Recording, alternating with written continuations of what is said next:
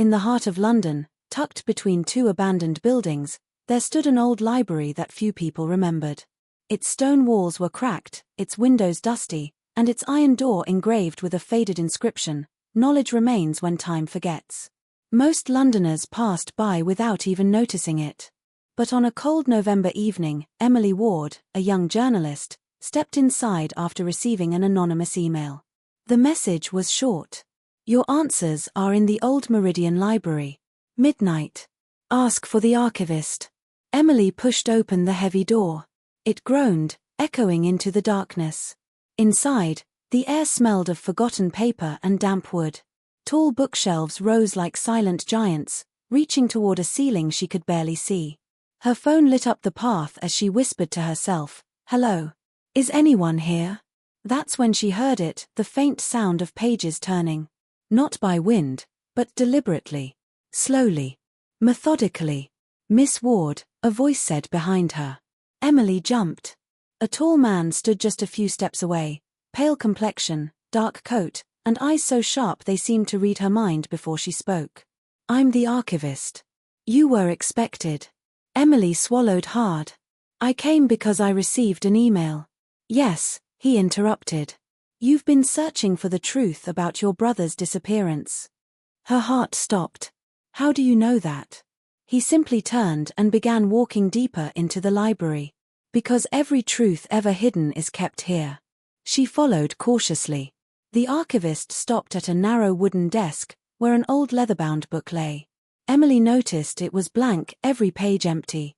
"This," he said, "is your brother's book. Every life has one." Emily frowned. "But there's nothing written." The archivist's voice dropped. "Because he is not gone. He is suspended." A cold shiver ran through her spine. "Suspended where?" The archivist motioned to a metal door at the back of the room. Emily hadn't noticed it before. It looked nothing like the rest of the library, modern, reinforced, humming with electricity. "You may enter," he said. "But once you do, the library will expect something from you in return." Before she could ask what that meant, the door clicked open. Inside was a narrow corridor illuminated by flickering lights. Emily stepped forward. Behind her, the door slammed shut. She walked slowly until she reached a circular room filled with hundreds of floating glass spheres. Inside each one was a faint silhouette of a person, frozen mid-motion like souls trapped in time. Emily's breath quickened. "What is this place?" A whisper floated through the chamber. "Emily." Her brother's voice. She spun around, eyes wide. One sphere glowed brighter than the others. Inside was her brother, Daniel, eyes closed, hands pressed against the glass as if he were silently pleading. Emily touched the sphere. It pulsed warmly beneath her fingertips. "Daniel, I'm here," she whispered, tears stinging her eyes. The archivist appeared behind her silently. "He is not dead. He is trapped between moments. A consequence of seeking truths mortals are not meant to witness." Emily turned to him angrily. "How do I free him?" "You can take his place," the archivist said calmly. "Or you can walk away and let the library keep him." Emily shook her head. "There must be another way." The archivist raised a hand. The room began to tremble. The spheres flickered violently. "Truth demands balance," he said.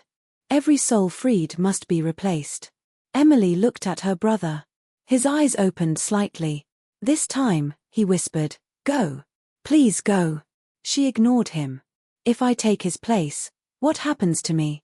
"You will remain here," the archivist said, "held in the library until another seeks a truth as great as yours."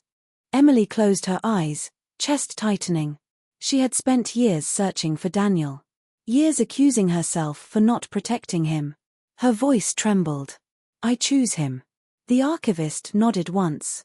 A blinding light engulfed the chamber. When it faded, Daniel fell to the floor alive, gasping for air. But Emily was gone. The sphere that once held Daniel now contained her, frozen, eyes gently closed, as though peacefully dreaming.